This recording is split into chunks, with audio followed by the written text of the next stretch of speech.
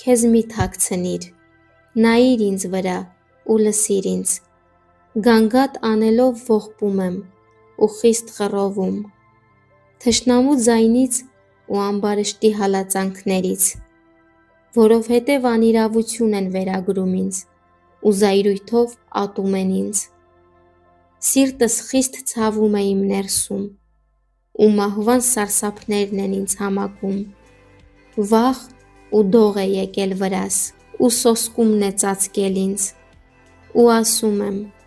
երանի թե աղավնու թևեր ունենայի, որպեսզի թռչեի ու հանգիստ լինեի, ահա հեռու կփախչեի, անապատում կմնայի, կշտապեի փախչել սաստիկ քամուց ու փոթորկից, կործանիր ով Տեր, բաժանիր նրանց լեզուները, քանի որ անիրավություն